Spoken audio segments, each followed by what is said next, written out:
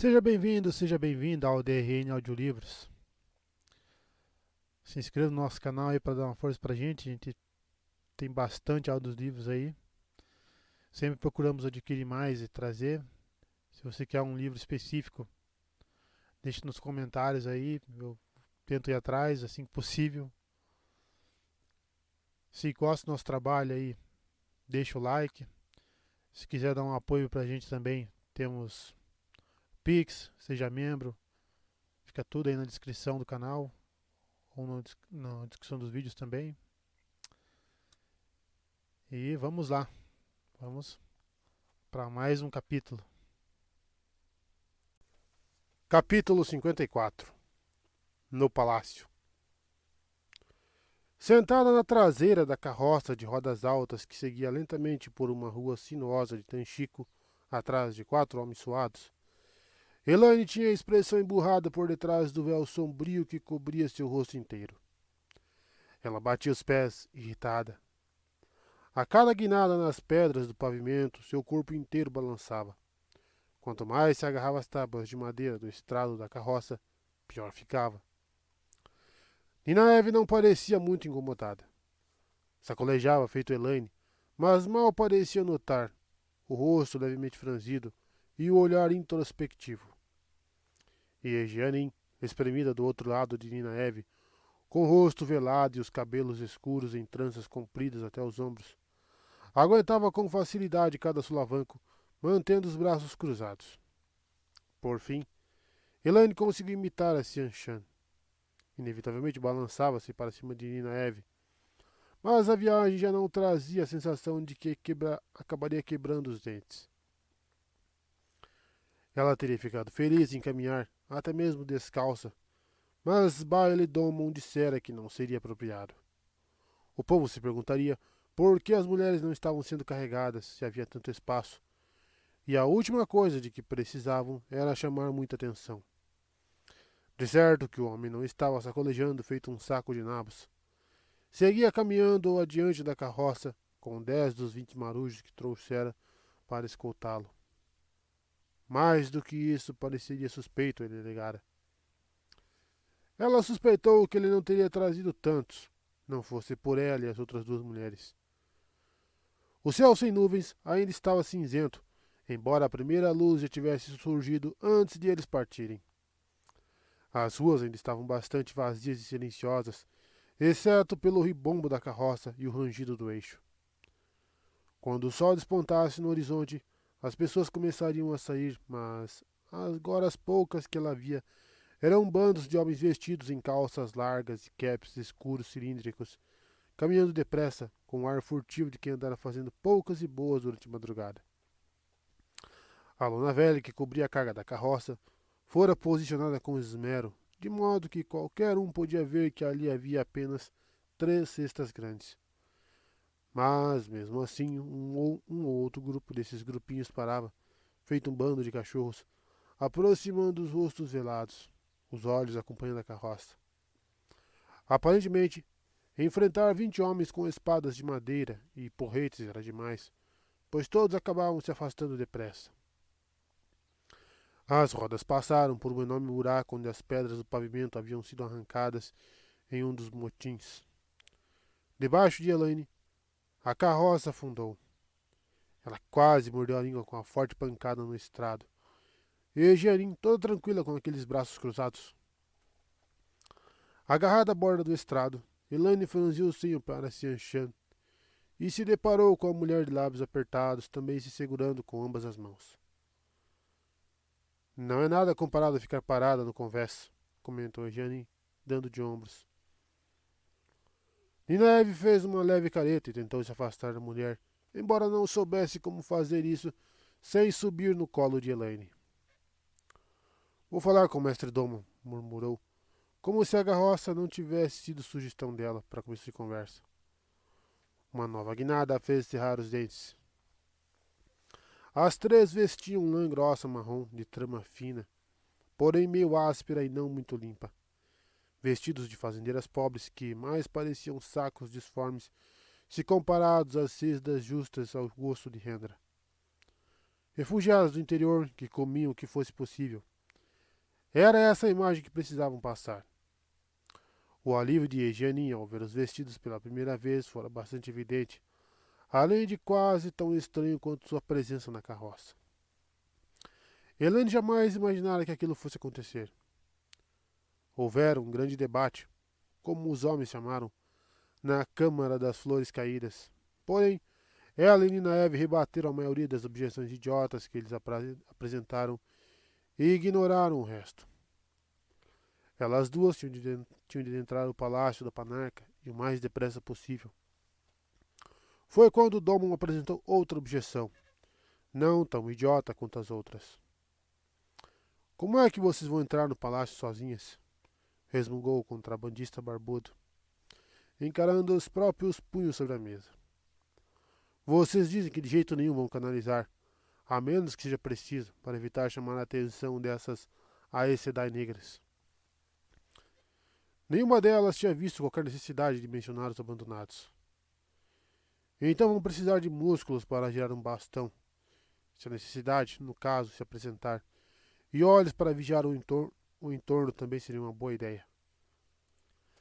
Eu sou conhecido por lá, entre os serviçais, e também levei presentes para a antiga Panarca. Vou com vocês.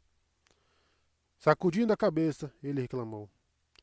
Vocês realmente me fazem colocar o pescoço no cadafalso do carrasco porque larguei vocês em falme. Que a sorte me explicasse se estiver mentindo. Bem, agora está decidido. Nem pense em discutir. Vou entrar com vocês.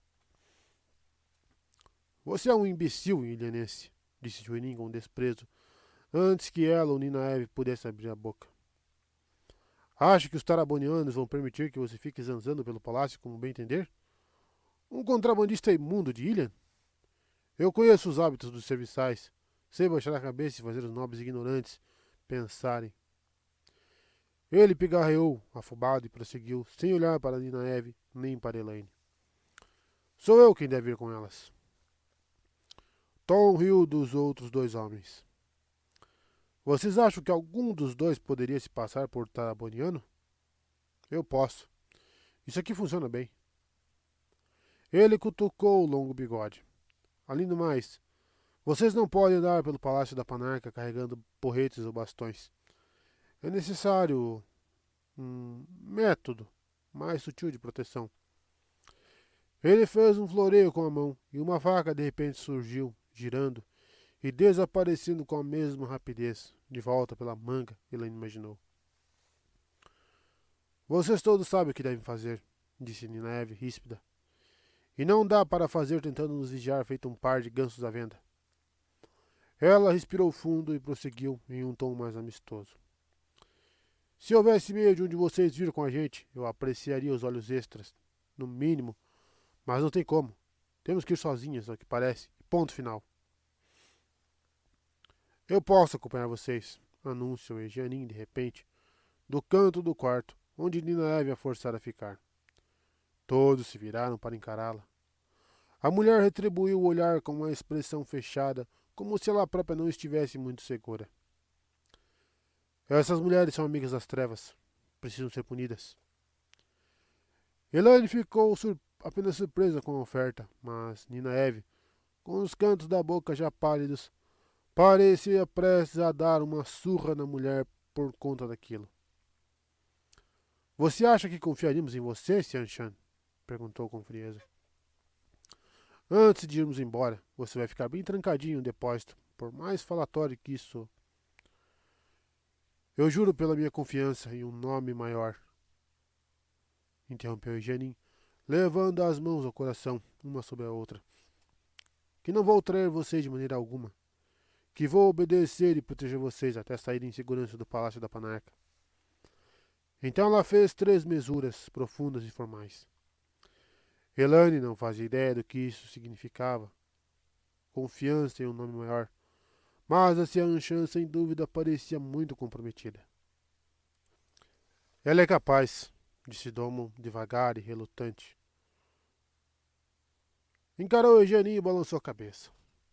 Que a sorte me explicasse se existir, no caso, mais de 2 ou 3 homens em quem eu arrisque apostar contra ela.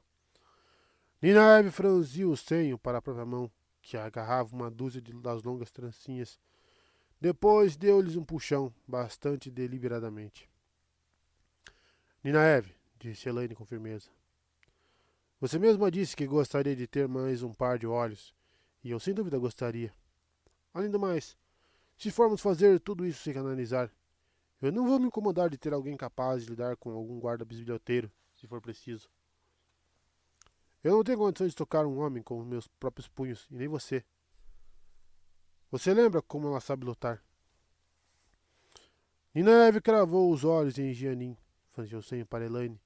Depois encarou os homens como se eles tivessem tramado aquilo pelas costas dela. Por fim, no entanto, assentiu. Bom, disse Elaine.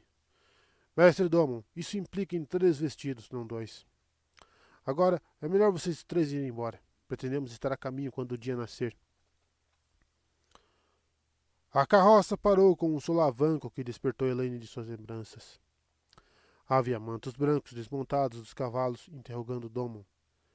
Naquele trecho, a rua corria para o interior de uma praça atrás do Palácio da Panarca, uma praça muito menor do que a que havia na frente.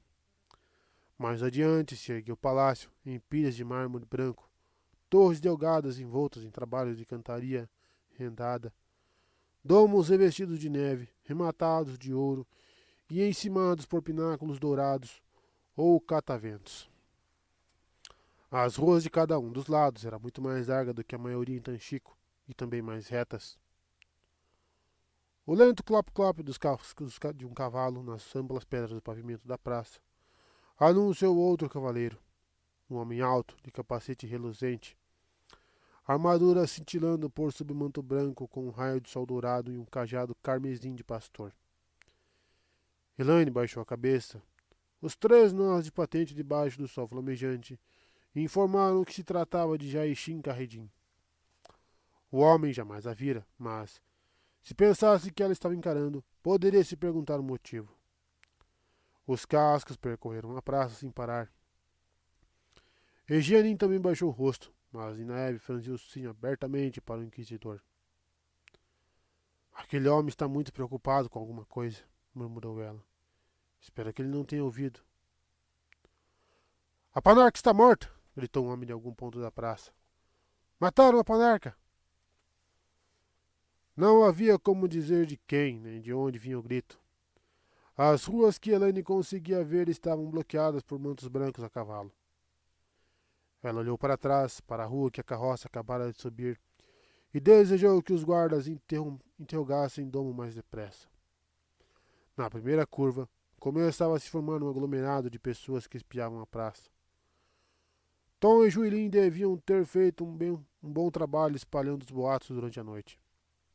Com sorte, as coisas não explodiriam enquanto elas estivessem assentadas ali, no meio do burburinho. Se uma rebelião começasse naquele momento, suas mãos só não tremiam porque estavam agarradas com força ao estrado da carroça. Luz. Um tumulto aqui fora e a nega dentro. Talvez Mogdin. Estou com tanto medo que minha boca está seca. Ninaeve e Egianin também observaram a multidão se avolumar no meio da rua, sem nem piscar, muito menos tremer. Eu não vou me acovardar. Não vou. A carroça seguiu adiante, barulhenta, e ela soltou um suspiro aliviado. Levou um instante para perceber que também ouvira as outras 2 suspirarem. Diante de portões não muito mais largos do que a carroça, Domon foi interrogado outra vez por homens com capacetes pontudos e placas peitorais ornadas com uma árvore pintada de dourado. Soldados da Legião da Panarca. As perguntas dessa vez foram mais breves. Elaine pensou ter visto uma bolsinha trocar de mãos, e logo eles estavam todos lá dentro, avançando, barulhentos, pelo pátio de pavimento tosco, do lado de fora das cozinhas. Exceto por Domon, os marujos permaneceram do lado de fora com os soldados. Elaine deu um salto assim que a carroça parou e pisou o chão descalça. As pedras irregulares eram duras. Era difícil acreditar que a sola fina de uma sandália fizesse tanta diferença. Regianin escalou a carroça com dificuldade para passar as cestas para fora, e Ninaeve pegou a primeira e pôs nas costas, com uma das mãos contorcidas por debaixo e a outra por cima do ombro, agarrada ao aro. Compridas pimentas brancas, um pouco mirradas por conta da longa viagem desde Saldaia, preenchiam as cestas quase até a boca. Enquanto Elaine pegava dela, Domon veio até o canto da carroça e fingiu estar inspecionando as pimentas de gelo. Os mantos brancos e a legião da Panarca, no caso, estão quase chegando às vias de fato, ao que parece, murmurou, dedilhando as pimentas. Aquele tenente disse que a legião poderia proteger a Panarca sozinha, se a maior parte da legião nem tivesse sido mandada para as fortalezas circulares. Jaeshin Carredin, no caso, tem acesso à Panarca, ao contrário do senhor capitão da legião. E eles nem estão contentes porque todos os guardas lá dentro são da Guarda Civil. Alguém desconfiado poderia dizer que estão querendo que os guardas da Panarca vigiem uns aos outros mais do que qualquer outra coisa. Bom saber disso, respondeu Ninaeve sem olhar para ele. Eu sempre disse que dá para descobrir muita coisa ouvindo as fofocas dos homens. Domon grunhiu, azedo. Vou levar vocês para dentro, depois tenho que retornar os meus homens, antes que eles se metam no meio da multidão. Cada marinheiro de cada navio que pertencia a Domon estava misturado à multidão em volta do palácio. Elaine suspendeu a própria cesta nas costas e acompanhou as outras duas mulheres atrás dele, mantendo a cabeça baixa e se encolhendo a cada passo, até chegar nos azulejos marrom avermelhados da cozinha. Os aromas e especiarias, molhos e cozidos de carne dominavam o ambiente. Pimentas de gelo para a Panarca, anunciou Domon. Presente de baile Domon, um bom dono de navios dessa cidade. Mais pimenta de gelo?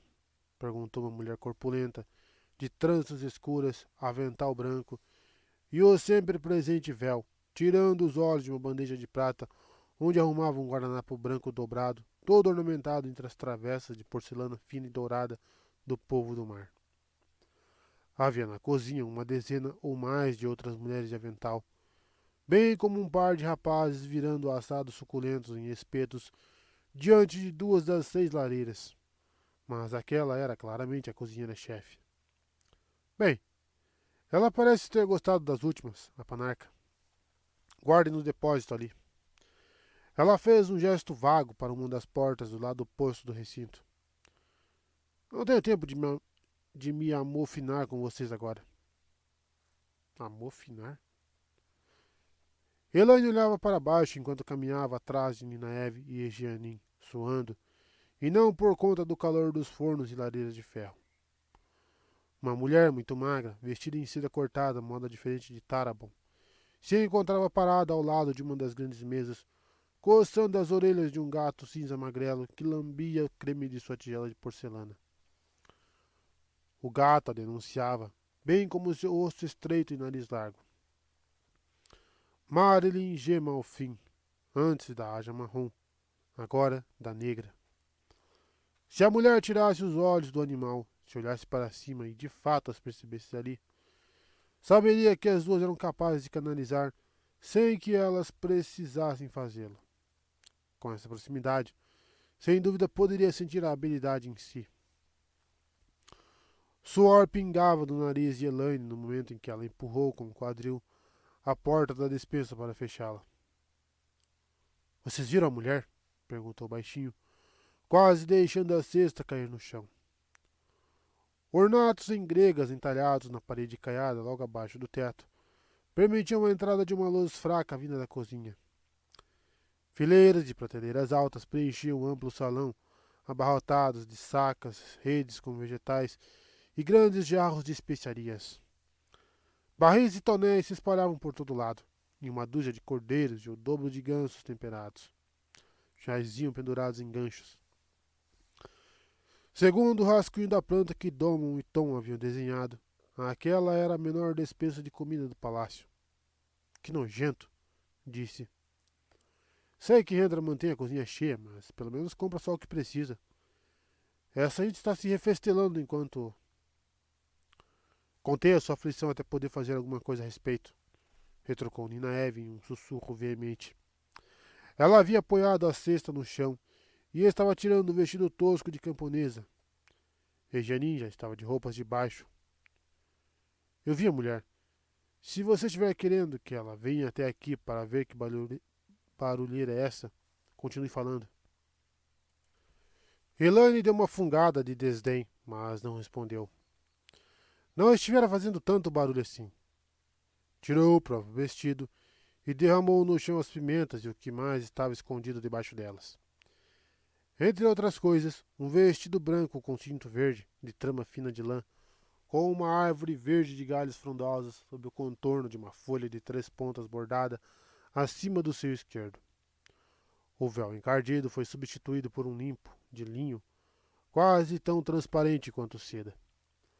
Sandálias brancas de sola acolchoada foram bem-vindas aos pés feridos pela caminhada da carroça à cozinha. A Xianshan fora a primeira a tirar as roupas velhas, mas a última a vestir a indumentária branca, resmungando o tempo todo coisas como indecente e serviçal, o que não fazia sentido algum. Os vestidos eram de serviçais.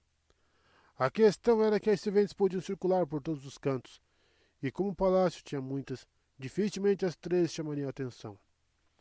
E, quanto à indecência, Elaine se lembrava de ter hesitado um pouco em usar a moda taraboniana em público, mas logo acostumara-se, mesmo que a lã fina não grudasse ao corpo feito a seda. E Janin parecia ter umas ideias bastante estreitas a respeito do que era modéstia. Por fim, no entanto, a mulher desfez o último laço e as roupas de camponesa foram enfiadas nas cestas e cobertas com pimentas de gelo. Marilyn Gemalfim havia saído da cozinha, mas o gato cinza de orelhas rasgadas ainda lambia o creme em cima da mesa. Elaine e as outras 2 rumaram para a porta que levava aos interiores do palácio. Uma das ajudantes de cozinha olhava de cara feia para o gato, as mãos na larga cintura. Queria estrangular esse gato, resmungou a mulher. As tranças marrom claras balançando enquanto ela sacudia a cabeça, irritada. Ele come o creme, e como coloquei um tantinho de creme nas frutinhas para o café da manhã, agora vou passar a pão em água. Dê-se por satisfeita em não estar por aí na rua ou pendurada numa forca. O tom da cozinheira-chefe não era solidário. Se uma lady diz que você roubou, então você roubou, mesmo que seja o creme do gato dela, sim? Ei, vocês aí! Elaine e as 2 companheiras congelaram com o berro. A mulher de tranças escuras balançou uma colher de pau comprida na direção delas. Vocês entram na minha cozinha e ficam andando como se estivessem dando um passeio no jardim, suas porcas preguiçosas. Vieram para o café da manhã de Lady Span, sim? Se não estiver pronto quando ela acordar, vocês vão aprender a saltar alto, sim? A mulher fez um gesto para a bandeja de prata sobre a qual estivera trabalhando antes, agora coberta com um pedaço de linho branco como a neve. Elas não podiam falar. Se alguma abrisse a boca, as primeiras palavras denunciariam que elas não eram tarabonianas. Elaine pensou depressa, fez uma mesura como se fosse uma serviçal e pegou a bandeja. Uma serviçal carregando qualquer coisa estava cuidando de seu trabalho, portanto, não poderia ser interrompida ou receber outras ordens. Lady Span não era um nome incomum em Tarabon, mas havia uma Span na lista das Irmãs Negras. Quer dizer que está debochando de mim, sua inconveniente? Vociferou a grandalhona, partindo para contornar a mesa com a pesada e ameaçadora colher de pau. Não havia nada a fazer sem que ela se denunciasse. Nada a não ser ficar e ser açoitada ou correr. Elaine saiu disparada pela cozinha, segurando a bandeja, com Ninaeve e Eugenia atrás. Os gritos da cozinheira acompanharam as 3, porém, a mulher, não, por uma graça.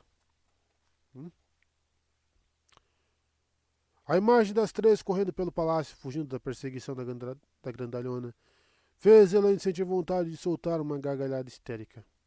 Debochando? Ela tinha certeza de que fora a mesma mesura que serviçais haviam lhe dispensado milhares de vezes. Havia outros depósitos enfileirados no estreito corredor da cozinha, além de armários compridos com espadas e esfregões, baldes e sabões, toalhas de mesa de linho e todo tipo de coisa. Ninaeve encontrou em um dos armários um espanador de penas. Eugênio pegou de outro um punhado de toalhas dobradas e um terceiro saiu um pilão de pedra pesado que estava dentro de um almofariz. Eugênio escondeu o pilão debaixo das toalhas. Às vezes um porrete vem a calhar, disse ela, quando Elaine ergueu a sobrancelha. Ainda mais quando inesperado. Ninaeve deu uma fungada, mas não disse nada. Praticamente fingia que Eugênio não existia desde que concordaram em trazê-la com elas. Nos recônditos do palácio, os corredores eram mais largos e mais altos. As paredes brancas entalhadas com frisos e os tetos ornados em reluzentes arabescos em ouro. Carpetes compridos e esplendorosos cobriam os pisos de azulejos brancos. Lampiões dourados com ornamentos pendiam de suportes, também dourados, provendo luz e o aroma de óleo perfumado. Às vezes, o corredor se abria em pátios circundados por caminhos em colunas delgadas, cheias de caneluras, sob varandas gradeadas por trabalhos de cantaria filigranados. Imensas fontes jorravam água. Peixes vermelhos, brancos e dourados nadavam sob os nenúfares com enormes flores brancas. Completamente diferente do lado de fora da cidade. De vez em quando, elas viam outras serviçais, homens e mulheres de branco, com a árvore e a folha bordadas em um dos ombros, apressados em suas tarefas, ou homens com os casacos cinzas e os capes de aço da Guarda Civil, portando bastões e porretes. Ninguém lhes dirigia a palavra, nem sequer reparava nelas. 3 serviçais claramente trabalhando. Enfim, chegaram à estreita escadaria dos serviçais assinalada no mapa rascunhado. Não esqueça, disse Ninaeve baixinho. Se houver guardas na porta dela, vá embora. Se ela não estiver sozinha, vá embora. Ela está longe de ser nossa prioridade aqui. Respirou fundo, forçando o olhar para Eugênio. Se você deixar qualquer coisa acontecer com ela. Ouviu-se o som fraco de uma corneta do lado de fora. Um instante depois, um gongo soou lá dentro e gritos de ordem ecoaram pelo corredor. Homens de cap de aço passaram correndo. Talvez a gente não tenha que se preocupar com os guardas na porta, comentou Elaine. O motim havia começado nas ruas. Os boatos espalhados por Tom e Joelin para reunir a multidão. Os marujos de Domo a encorajá-los. Ela lamentava que fosse necessário, mas a desordem afastaria a maioria dos guardas do palácio, com sorte, todos. Sem desconfiar, aquela gente estava lutando em uma batalha para salvar sua cidade da Ágia Negra e do mundo da sombra. Eugênio devia ir com você, Ninaeve. O seu papel é o mais importante. Se alguma de nós precisa de alguém para servir de respaldo, é você. Não preciso de nenhuma Xianshan. Ninaeve ergueu o espanador por cima do ombro, feito um pique, e saiu pisando firme pelo corredor. Não tinha nem de longe a postura de uma serviçal, não andando naquela marcha combativa. Não é melhor a gente seguir com a nossa tarefa? Perguntou Eugênio. O motim não vai desviar a atenção por muito tempo. Elaine assentiu. Ninaeve havia feito uma curva, desaparecendo de vista. As escadas eram estreitas e escondidas na parede, para manter os serviçais tão invisíveis quanto fosse possível. Os corredores do segundo andar eram muito parecidos com os do primeiro, exceto pelo fato de que os arcos de pontas duplas levavam tanto a varandas com treliças de pedra quanto a quartos. O número de serviçais parecia diminuir à medida que elas seguiam para o lado oeste do palácio, e nenhum lhes dispensava mais do que uma olhadela. Surpreendentemente, o corredor do lado de fora dos aposentos da Panarca estava vazio. Não havia guardas diante das amplas portas com entalhes de árvores emolduradas por um batente duplo. Não que ela pretendesse recuar caso houvesse. a despeito do que dissera Nina Eve, mas isso amplificava as coisas. Um instante depois, ela já não tinha tanta certeza. Conseguia sentir alguém canalizando naqueles aposentos. Não eram fluxos fortes, mas sem dúvida alguém estava urdindo o poder, ou talvez sustentando uma trama. Poucas mulheres conheciam o truque de reter uma trama. Qual é o problema? Perguntou Jeanine. Elaine se deu conta de que havia parado. Tem uma irmã negra aí dentro. Uma ou mais. Somente uma canalizando, sem dúvida. Ela se espremeu contra as portas. Havia uma mulher cantando lá dentro. Grudou a orelha na madeira entalhada e ouviu palavras roucas, abafadas, porém claramente inteligíveis. Meus seios são redondos, minha cintura também. A taifa de um navio inteiro domino como ninguém. Ela deu um pulo para trás, espantada, fazendo as travessas de porcelana sambalha na bandeja sob o tecido. Teria ela ido para o quarto errado? Não. Ela havia memorizado o desenho. Além do mais, as únicas portas com entalhes de árvores no palácio eram as que davam para os aposentos da Panarca. Então temos que ir embora, disse Jeanine. Não dá para fazer nada sem que as outras percebam sua presença. Talvez eu consiga. Se elas me sentirem canalizando, vão achar que é a pessoa que está lá dentro. Ela franziu o seio e mordeu o lábio inferior. Quantas mulheres havia ali? Ela conseguia fazer umas 3 ou 4 coisas de uma vez com o poder, marco que somente Nina e Gwen e Nina Eve eram capazes de alcançar. Ela pensou em uma lista de rainhas de Andor, que haviam demonstrado coragem diante de grandes perigos, até que percebeu que eram todas as rainhas de Andor. Serei rainha um dia, sou tão corajosa quanto elas. Ela se preparou e disse: Abra as portas, Jeanine, e depois se abaixe para que eu possa ver tudo. A Xianshan hesitou. Abra a porta. Elaine foi surpreendida pela própria voz. Não tentara fazer nada, mas sou quieta, calma, imperiosa. E Jeanine assentiu, quase com uma mesura, e mais do que depressa escancarou as 2 portas. Meus quadris são fortes, fortes feito uma âncora. Meu beijo é explosivo. A cantora de tranças escuras, envolta em fluxos de ar até o pescoço e usando um vestido taraboniano de seda vermelha, manchado e amassado, foi interrompida pelas portas que se fecharam com um estrondo. Uma mulher de aparência frágil e um vestido azul claro de gola alta e corte caerrieno, estirada em um banco comprido com almofadas, parou de balançar a cabeça ao som da música e pôs-se de pé em um salto, o grande sorriso em seu rosto dando lugar a uma expressão de afronta. O brilho de Saidar já rodeava Temaile, mas ela não teve chance. Horrorizada com o que viu, Elaine abraçou a fonte verdadeira e disparou fortes fluxos de ar, envolvendo a mulher dos ombros aos tornozelos. Depois urdiu um escudo de espírito e empurrou-o entre a mulher e a fonte.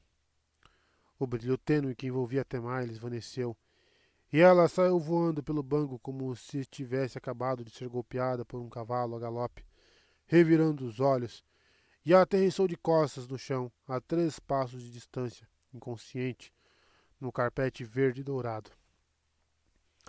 A mulher de tranças escuras levou um susto quando os fluxos em torno dela tremeluziram e desapareceram. Espantada e incrédula, ela olhava para Temaile, Elaine e Jeanine. Afrouxando a trama que envolvia Temaile, Elaine correu para o quarto, os olhos à procura de outras da Ágia Negra. Atrás dela, Jeanine fechou as portas. Não parecia haver mais ninguém. Ela estava sozinha? Inquiriu a mulher de vermelho. Era a Panarca, pela descrição de Nina Eve, que tinha mencionado algo a respeito de uma canção. Vocês não estão com elas? Perguntou a matera, hesitante, os olhos escuros reparando nos vestidos das mulheres. Vocês também são a Aes Sedai? Ela parecia disposta a duvidar, apesar da evidência de Temaile. Mas não estão com elas? Ela estava sozinha? Perguntou Elaine bruscamente, e a matéria deu um pulinho. Sim, sozinha. Sim, ela... A panarca fez uma careta. As outras me obrigaram a sentar no trono e proferir as palavras que colocavam na minha boca. Ela se divertiu em me fazer, algumas vezes, ser justa e, em outras, enunciar injustiças terríveis. Decisões que vão causar conflitos durante gerações se eu não consertá-las. Mas ela... Aquela boca pequena e carnuda se abriu em um rosnado. Ela... As outras puseram para me vigiar. Ela me machuca com o único objetivo de me fazer chorar. Me fez comer uma bandeja inteira de pimentas de gelo e não me deixou beber nem um gole d'água até eu implorar de joelhos, enquanto ela ria. Eu sonho que ela me leva para o topo da torre da manhã, pelos tornozelos, e me joga lá de cima. É um sonho, mas parece real. E a cada vez ela me solta, gritando, um pouco mais perto do chão. E gargalha.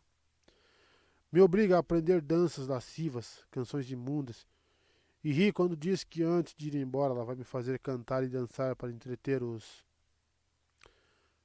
Ganindo feito um gato arisco, ela subiu no banco e partiu para cima da mulher amarrada, enchendo-a de tapas e murros.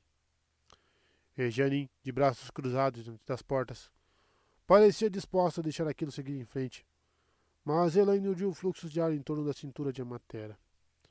Para a própria surpresa, conseguiu afastá-la da outra, já inconsciente, e a colocou de pé.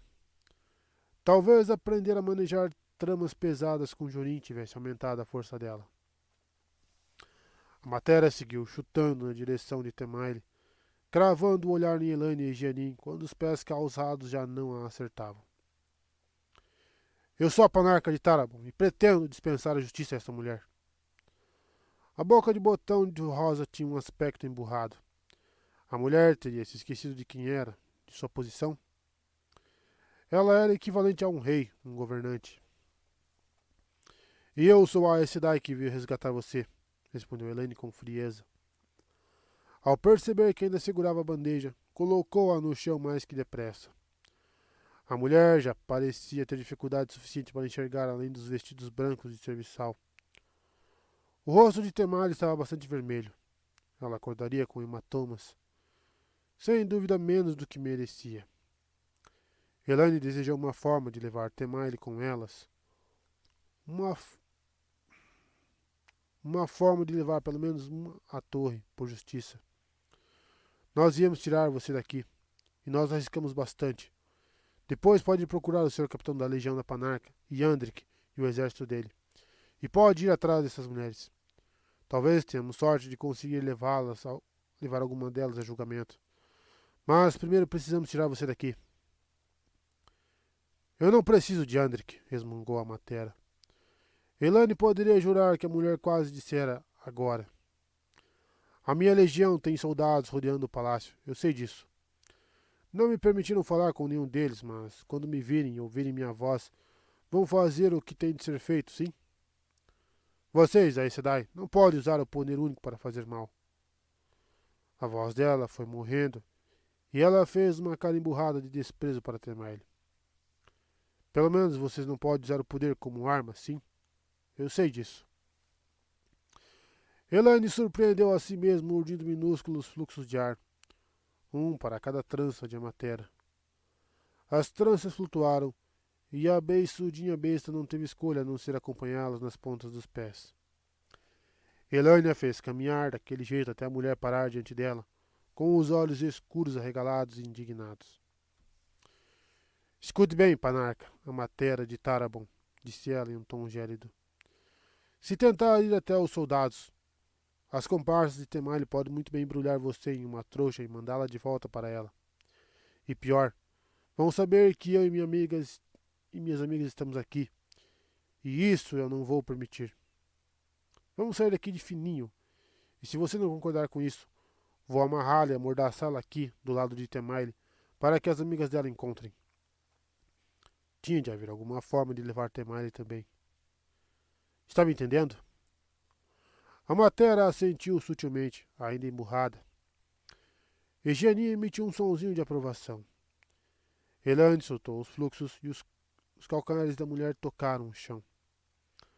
Agora vamos ver se encontramos alguma coisa para você usar aqui que seja adequada à fuga. A matéria assentiu outra vez, mas com um bico ainda maior. Elaine desejou que Ninaeve estivesse passando momentos mais tranquilos. Ninaeve adentrou o grande salão de exibição com sua infinidade de colunas delgadas, já abanando o espanador de penas. A coleção, de certo, sempre precisava ser espanada, e sem dúvida uma mulher fazendo seu trabalho não despertaria a atenção de ninguém. Ela espiou ao redor, os olhos atraídos para uns ossos presos por arames que pareciam um cavalo de pernas compridas e um pescoço que deslocava o crânio uns 20 pés para cima. O amplo aposento estava vazio. A qualquer momento, no entanto, alguém poderia entrar. Serviçais que de fato estivessem ali para trabalhar, ou Leandre e todas as comparsas para vasculhar. Ainda erguendo o espanador com preeminência, só por garantia, ela correu até o pedestal de pedra branca que abrigava a coleira e os braceletes foscos. Só percebeu que prendia a respiração quando exalou ao ver que tudo continuava lá. A mesinha lateral de vidro, que continha o selo de Quendilar, jazia a uns 50 passos de distância, mas o pedestal ficava mais perto. Ela ultrapassou a corda de seda branca, tão grossa quanto um punho, e tocou a coleira, espessa e articulada. Sofrimento, agonia, angústia. As sensações a percorreram. Ela quis chorar. Que tipo de coisa poderia absorver toda aquela dor? Afastando a mão, cravou o olhar no metal negro, feito para controlar um homem capaz de canalizar. Liandrin e suas irmãs negras pretendiam usá-lo para controlar Hunt, voltá-lo para a sombra, forçá-lo a servir ao tenebroso. Uma pessoa de sua aldeia, controlada e usada por Aes Sedai. Haja negra, mas ainda assim a Aes Sedai, feito Moiraine com suas tramóias. Regia me fazendo gostar de uma cianchã imunda. O súbito contrassenso do último pensamento a tomou. De repente, ela se deu conta de que estava deliberadamente provocando raiva em si mesma. Raiva suficiente para canalizar. Abraçou a fonte. O poder a preencheu. E uma serviçal com uma árvore e a folha no ombro adentrou o salão cheio de colunas. Trêmula com o ímpeto de canalizar, Ninaeve aguardou, chegando a erguer o espanador e passando as penas pela coleira e os braceletes. A serviçal começou a avançar pelo piso de pedras claras. Sairia em um instante. E Ninaeve poderia... O quê? Meter os objetos na bolsa do cinto e levá-los, mas... A serviçal iria sair? Por que eu pensei que ela iria sair e não ficar aqui trabalhando? Ela olhou de esguelha para a mulher que vinha em sua direção. Claro. Nenhuma vassoura, nenhum esfregão, nenhum espanador ou pano de pó. Seja lá porque ela está aqui, não pode levar muito. De repente, ela enxergou claramente o rosto da mulher. Robusto e vistoso, emoldurado por tranças escuras. Com um sorriso quase amistoso, mas distraído. De alguma forma ameaçador. De forma alguma ameaçador, sem dúvida. Não era bem o mesmo rosto, mas ela o reconheceu. Ninaeve atacou sem nem pensar, tecendo um fluxo de ar duro feito um martelo para esmagar aquela cara. Em um instante, o brilho tênue de Saidar cercou a outra mulher. A expressão dela se alterou. De certa forma, agora mais majestosa, mais imponente. O rosto verdadeiro de Mogedin. Ela estava atônita e surpresa por não ter conseguido chegar despercebida, e o fluxo de Ninaeve veio rente como o fio de uma navalha. Ela cambaleou sob o ricochete do açoite, feito um golpe físico, e a abandonada rebateu com uma complexa trama de espírito entremeada de água e ar. Ninaeve não tinha ideia do que aquilo causaria. Frenética, tentou interrompê-lo como vira a outra mulher fazer, com uma trama de espírito violenta. Por um brevíssimo instante, ela sentiu amor, devoção, veneração pela magnífica mulher que concederia permissão para que ela... A trama intrincada se rompeu e Mogedin tropeçou. Ainda havia um resquício dentro da mente de Ninaeve, uma espécie de lembrança vívida, uma vontade de obedecer, de agradar, de se rastejar, de repetir o que acontecera no primeiro encontro entre elas. Aquilo inflamou seu ódio. O escudo afiado que Egwene utilizara para estancar a Miko Nagoin formou-se de repente, mais arma do que escudo, prestes a cortar para sempre o contato de Mogedin com a fonte. Mas no último segundo, o fluxo de espírito foi aparado por outro semelhante. Mais um contragolpe partiu da abandonada, dilacerante feito um machado, planejado para apartar Ninaeve da mesma forma, para sempre. Desesperada, Ninaeve bloqueou. De súbito ela percebeu que, por baixo da raiva, estava apavorada. Referir às tentativas da outra mulher de estancá-la enquanto tentava fazer o mesmo lhe consumia todas as forças. O poder ebulia de tal forma dentro de si que ela achava que iria explodir. Seus joelhos tremiam com o esforço para manter-se de pé, e o foco era atacar e se defender. Ela não podia dispensar nem o suficiente para acender uma vela.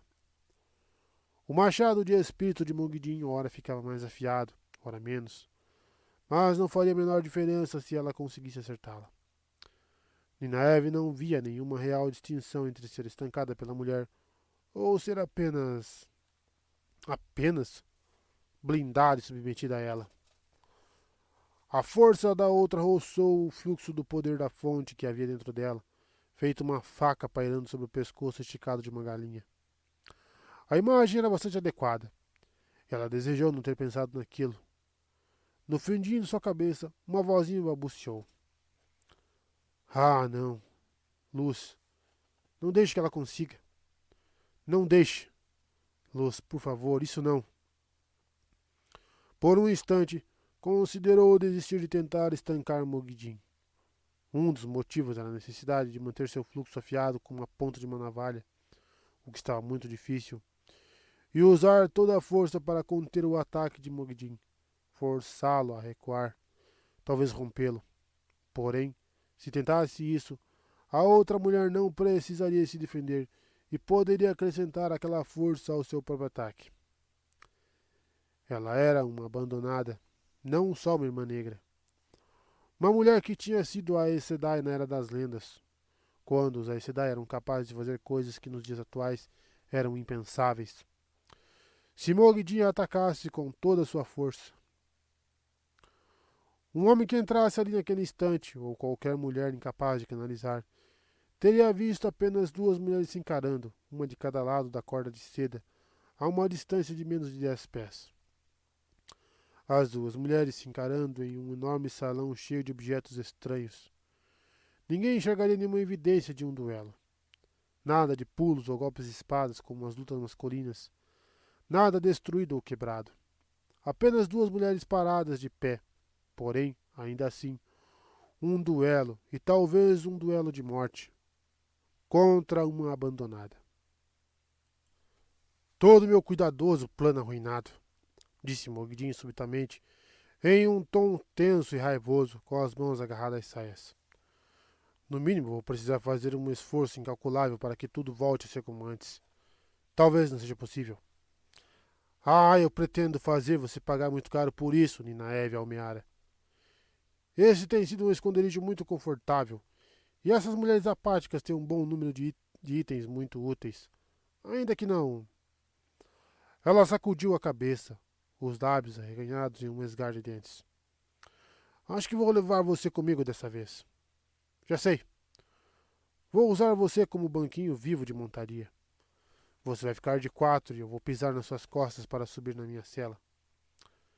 Ou talvez entregue você a Ravin. Ele sempre retribuiu os favores. Agora está com uma rainhazinha que o entretém, mas belas mulheres sempre foram um ponto fraco dele. Ele gosta de ter umas 2 ou 3 ou 4 dançarinas a seu serviço. O que você acha disso? Passar o resto da vida competindo pelos favores de Ravin. Você vai querer quando ele puser as mãos em você. Ele tem lá os seus truquezinhos. Sim. Acho que você deve ficar com Ravin. A raiva se avultou em Ninaeve. Suor escorria de sua face e suas pernas tremiam como se fossem ceder. Mas a raiva lhe deu forças. Cheia de fúria, ela conseguiu impulsionar a arma de espírito a um triz de apartar Mogidin da fonte, antes que a mulher o bloqueasse novamente. Então quer dizer que você descobriu essa pequena joia atrás de você, comentou Mogidin, em um instante tênue de, em um instante de tênue equilíbrio. Surpreendentemente, sua voz tinha um tom quase natural. Fico me perguntando como foi que conseguiu. Não importa. Você veio levá-la embora? Ou talvez destruí-la? Não se pode destruí-la. Isso aí não é metal, e sim uma das formas de Quendilar. Nem fogo devastador consegue destruir Quendilar. E, se você pretende usá-lo, existem algumas desvantagens, por assim dizer. É verdade? Ao colocar a coleira em um homem capaz de canalizar, uma mulher que usa os braceletes vai poder obrigá-lo a fazer o que bem entender. Mas isso não vai impedir que ele enlouqueça. Além disso, existe um fluxo no sentido contrário. Uma hora o homem também vai começar a controlar você, que vai acabar em uma eterna batalha. Não é muito palatável quando ele começa a enlouquecer. É claro, sempre que dá, sempre dá para passar o bracelete para outra mulher, de modo que nenhuma se expõe demais. Mas isso significa que Mas isso significa confiar que outra pessoa fique com o homem. Os homens sempre praticam muito bem a violência, fabricam armas maravilhosas. Ou então duas mulheres podem usar um bracelete cada, se houver alguém em quem você confia o bastante. Isso reduz consideravelmente a velocidade dessa vazão, pelo que sei, mas também reduz o controle sobre o homem, mesmo que as duas operem em perfeita sintonia. Por fim, vocês duas vão se encontrar disputando com ele o controle, precisando que ele remova de vocês seu bracelete do mesmo jeito que ele precisa que ele removam a coleira. Ela inclinou a cabeça para a frente e ergueu uma sobrancelha intrigada. Está me acompanhando, creio eu. Controlar Lewis Terin, ou Rand Altor, como é chamado agora, seria extremamente útil, mas valeria a pena? Pode imaginar por que deixei a coleira e os braceletes onde estão? Trêmula por tentar reter o poder e manter os fluxos urdidos, Ninaeve franziu o senho. Por que a mulher estava dizendo tudo aquilo a ela? Estaria achando que não importava, pois sairia vencedora? Por que aquela súbita mudança da ira para o falatório? Também havia suor no rosto de Mogidin. Muito suor, a brotar em sua testa larga e a correr pelas bochechas. De repente, tudo mudou na cabeça de Ninaeve.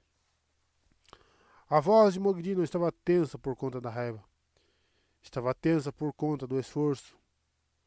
Mogidin não iria subitamente atirar toda a sua força nela. Já tinha feito isso. A mulher estava fazendo tanto esforço quanto ela. Ninaeve estava enfrentando uma abandonada, mas, longe de ser depenada feito um ganso para o jantar, não havia perdido uma pena sequer. Estava diante de uma abandonada e de igual para igual. Mogdin estava tentando distraí-la, ganhar vantagem para que sua própria força se esvaísse. Se ao menos Ninaeve conseguisse fazer o mesmo, enquanto ainda tinha força. Sabe como sei de tudo isso? A coleira e os braceletes foram feitos depois que fui. Bem, não vamos falar sobre isso. Depois que me libertei, a primeira coisa que fiz foi procurar informações sobre esses últimos dias. Últimos anos, na verdade. Existem muitos fragmentos aqui e ali que não fazem nenhum sentido para quem não tem ideia de nada para começo de conversa. A Era das Lendas. Que nome fantástico vocês deram à minha época. Só que nem as suas histórias mais extraordinárias revelam sequer a metade. Eu já estava vivo havia 200 anos quando o Bor foi aberto, e ainda era jovem para uma Aes Sedai. As suas lendas não são mais do que fracas imitações do que nós podíamos fazer. Porque Ninaeve parou de escutar. Uma forma de distrair a mulher. Mesmo que ela conseguisse pensar em algo para dizer, Mogdin estaria bem precavida contra o método que ela mesma estava usando. Não podia despender esforço para urdir nem mais um fiapinho de trama, não mais do que Mogdin. Uma mulher da Era das Lendas, uma mulher habituada por muito tempo a manejar o poder único. Talvez habituada a fazer quase tudo com o poder, antes de ser aprisionada. Escondida desde que fora libertada. Quanto essa mulher ainda estaria acostumada a fazer as coisas sem o poder? Nineve deixou as pernas desabarem, largando o espanador. Agarrou o pedestal para se segurar. Quase não precisava fingir. Mogdin sorriu e deu um passo adiante. Viajar para outros mundos, até mundos no céu. Você sabe que as estrelas são tão confiante, aquele sorriso, tão triunfante. Ninaeve agarrou a coleira, ignorando o solavanco de emoções dolorosas que jorraram para dentro dela, e a arremessou, tudo em um movimento só. A abandonada apenas começara a escancarar o queixo, quando o grande aro negro a atingiu entre os olhos. Não foi um golpe forte, de certo, insuficiente para derrubá-la, mas foi inesperado. O controle de Mogdin sobre seus fluxos fraquejou, muito brevemente, apenas por um instante. Ainda assim, por esse pequeno instante o equilíbrio entre as duas se desfez. O escudo de espírito deslizou entre Mogdin e a fonte, e o halo que a rodeava esvaneceu. Os olhos da mulher se arregalaram. Nineve esperou que ela pulasse em sua garganta. Era o que ela deveria ter feito. Mas Mogdin apenas suspendeu as saias até os joelhos, e saiu correndo. Sem precisar se defender, bastou um pouco de esforço de Nineve para urdir uma trama de ar em torno da mulher em fuga. A abandonada congelou, bem no meio de uma passada. Mas que depressa, Nineve firmou a trama. Tinha conseguido. Eu enfrentei uma abandonada e venci, pensou, incrédula. Ao olhar a mulher presa do pescoço para baixo por ar rígido feito pedra, inclinada para a frente, com um dos pés erguidos, ela teve dificuldade de acreditar. Ao examinar o que havia feito, viu que não tinha sido uma vitória completa como gostaria. Sua lâmina de espírito se enfraquecera um pouco antes de surtir efeito completo. Mogdin estava capturada e blindada, porém não estancada. Tentando não cambalear, ela deu a volta e pôs-se diante da outra. Mogdin ainda tinha um ar majestoso, mas, feito uma rainha muito assustada, lambendo os lábios, os olhos esquadrinhando todos os lados. Se você me soltar, podemos chegar a um acordo. Eu posso ensinar muita coisa a você. Impiedosa, Ninaiva interrompeu, urdindo uma mordaça de ar que impedia a mulher de fechar a boca. Um banquinho vivo de montaria. Não foi isso que você disse? Acho ótima ideia. Gosto de montar. Ela sorriu para a mulher, que tinha os olhos prestes a saltar das órbitas. Banquinho de montaria. Depois que Mogdin fosse levada à torre para ser julgada e estancada, não havia dúvida sobre a sentença para um abandonado.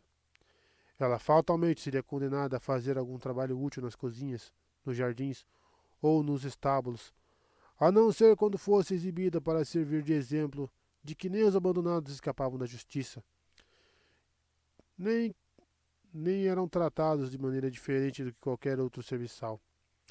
E, além do mais, seria vigiada. No entanto, era melhor que a mulher achasse que Ninaeve era tão cruel quanto ela. Que achasse isso até de fato ser levada a... A boca de Ninaeve se contorceu. Mogdin não seria levada a julgamento. Não naquele momento, pelo menos. A não ser que ela conseguisse descobrir alguma forma de removê-la do palácio da Panarca. A mulher pareceu crer que a careta fosse presságio de alguma maldade. As lágrimas corriam de seus olhos, e ela remexia a boca, tentando forçar algumas palavras por detrás da mordaça.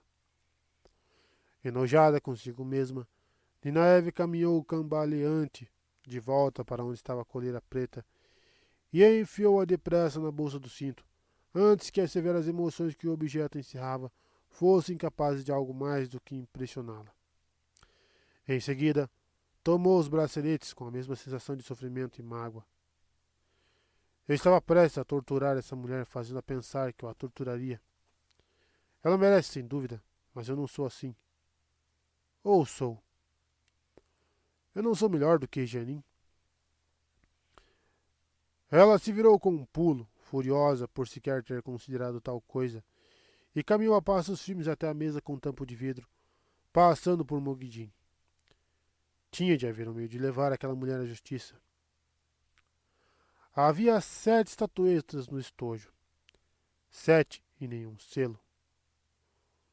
Por um instante, Ninaeve só conseguiu encará-la.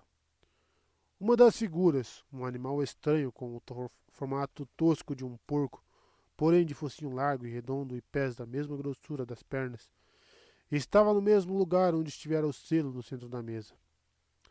De súbito, ela apertou os olhos. O objeto não se encontrava ali, de fato. Era urdido a partir de ar e fogo, em fluxos tão diminutos que faziam teias de areia parecer cabos grossos. Mesmo concentrado, ela mal conseguia vê-los. Duvidou de que Liandrin ou qualquer uma das outras irmãs negras conseguissem. A menor resvalada com o poder e o animal gordo desapareceu, deixando em seu lugar o selo branco e preto sobre o suporte de laca vermelha. Mogdin, a escondedora, o ocultara bem à vista. O fogo derreteu um buraco no vidro e o selo também foi para o bolso dela, que começou a ficar saliente e puxando o cinto para baixo. Franzindo o senho para a mulher suspensa no dedão de uma das sandálias, ela tentou pensar em algum meio de levá-la também. Mas Mogdin não caberia em seu bolso, e ela imaginou que levantaria suspeitas, mesmo que conseguisse erguer a outra mulher. Aquela imagem atrairia alguns olhares desconfiados. Ainda assim, durante o trajeto até a porta em arco mais próximo, ela não pôde evitar olhar para trás a cada passo. Se pelo menos houvesse alguma forma. Diante da porta parou, lançou uma última olhadela pesarosa e virou-se para sair. A porta se abriu em um pátio com uma fonte cheia de nenúfares. Do outro lado da fonte, uma mulher esguia, de pele acobreada, em um vestido taraboniano cor de creme que teria feito Hendry enrubescer, erguia uma haste preta canelurada de um passo de comprimento. Ninaeve reconheceu Jeanne Caide, e mais ainda reconheceu a haste. Em desespero, ela se atirou para o lado mais que depressa, com tanta força que saiu deslizando pelas pedras brancas lisas do chão, até ser parada com um estrondo por uma das colunas delgadas. Uma barra branca, da espessura de uma perna, passou zunindo por onde ela estivera, como se o ar tivesse se transformado em metal fundido, e foi acertando tudo no caminho até o salão de exibição. Fragmentos das colunas simplesmente sumiam por onde a barra passava, e artefatos de valor inestimável desapareciam. Ninaeve arremessou fluxos de fogo para trás às cegas, na esperança de acertar alguma coisa, qualquer coisa que estivesse no pátio, e foi cruzando o salão de volta, engatinhando cambaleante. Um pouco mais alto do que a cintura dela, a barra varou o salão, formando uma faixa de uma parede a outra entre as duas. Estojos, armários e esqueletos aramados desabaram e se partiram. Colunas cindidas estremeceram. Algumas desabaram, mas o que caía por cima daquela terrível espada não sobrevivia para esmagar os mostradores e pedestais no chão. A mesa de tampo de vidro desabou antes que o feixe fundido desaparecesse, deixando uma linha arroxeada que parecia fixada na visão de Ninaeve. Apenas as estatuetas de Quendilar sobreviveram àquele feixe de luz derretido e caíram quicando no chão. As estatuetas não se quebraram, naturalmente. Parecia que Mogedin tinha razão. Nem o fogo devastador era capaz de destruir Coendilar. Aquela haste preta era um dos Terangreal roubados. Nineve se lembrou do aviso anexado à lista delas em uma caligrafia firme. Produz fogo devastador, perigoso e quase impossível de controlar. Mogedin parecia tentar gritar por detrás da mordaça invisível, a cabeça ricocheteando para a frente e para trás no frenesi da batalha contra as amarras de ar. Mas Nineve não lhe dispensou mais do que uma olhadela. Assim que o fogo devastador desapareceu, ela se levantou o suficiente para espiar o outro lado, pela rachadura aberta na parede do salão. Ao lado da fonte, Gianni Caide cambaleava com uma das mãos na cabeça, a haste negra quase caindo da outra. Porém, antes que Ninaeve pudesse atacá-la, a mulher já havia erguido a haste canelurada outra vez. O fogo devastador irrompeu de uma das pontas, destruindo tudo no caminho pelo aposento. Quase encostando a barriga no chão, Ninaeve engatinhou até o outro lado o mais rápido que pôde. Por entre os estrondos e estampidos das colunas e alvenarias que desabavam. Aos arquejos disparou para um corredor aberto entre duas paredes rachadas. Não havia como dizer até onde ia a fenda aberta pelo fogo devastador. Até a saída do palácio, talvez. Ela avançou, toda contorcida por um tapete formado de fragmentos de pedra, e espiou cuidadosamente pela lateral da entrada. O fogo devastador havia desaparecido outra vez. O silêncio dominou o salão de exibição em ruínas, exceto no instante em que um pedaço de pedra cedeu e desabou no chão já repleto de entulhos. Não havia sinal de Gianni Caide, embora um pedaço bem grande da parede oposta tivesse desabado, revelando claramente o pátio com a fonte. Ninaeve não iria arriscar a conferir se o Terangreal havia matado a mulher enquanto ela o utilizava. Ela foi recuperando o fôlego com a respiração irregular, e seus braços e pernas tremiam tanto que ela se satisfez em simplesmente ficar ali, parada por um instante. A canalização requeria tanta energia quanto qualquer outro trabalho. Quanto mais se canalizava, mais energia ia embora. E quanto mais cansada estivesse, menos condições de canalizar. Ela não tinha total certeza de que ainda seria capaz de enfrentar Gianni Caine naquele momento. Que idiota ela havia sido, lutando contra Mogedin com o poder, sem pensar que canalizar com aquela força poderia atrair todas as irmãs negras do palácio para cima dela. Foi uma grande sorte a Dumanesa não ter chegado com o Terangreal, enquanto Ninaeve ainda estava concentrada em dar conta da abandonada. Muito provavelmente, as duas teriam morrido antes que percebessem que a terceira mulher estava ali. De repente, seus olhos incrédulos se petrificaram. Mogedin havia sumido.